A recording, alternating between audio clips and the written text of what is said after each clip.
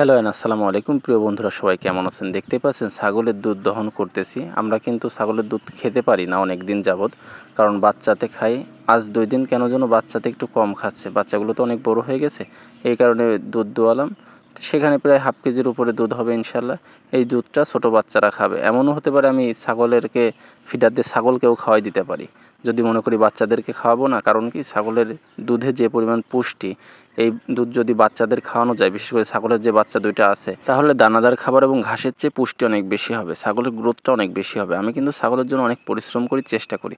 এর মাঝে চলে গেছিলাম নোমান ভাইয়ের যে পেয়ারা বাগান দেখতে। এটা কিন্তু বেশ কিছুদিন আগের ভিডিও ছিল, সময় করে পারছিলাম না, যার কারণে এটা আপলোড দিতে পেরেছিলাম না।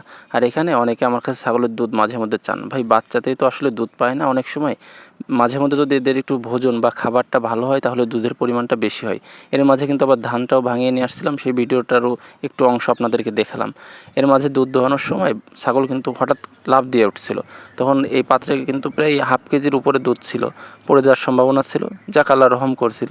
আর প্রিয় বন্ধুরা, আপনারা ছাগলের দুধ কে কে খান, আর কে কে খাওয়ার সময় অনেক অজুহাত দেন যে না ছাগলের দুধ খাবো না, ছাগলের দুধ গন্ধ, তারা কমেন্টে জানাতে পারেন। ধন্যবাদ সবাইকে। আসসালামু আলাইকুম।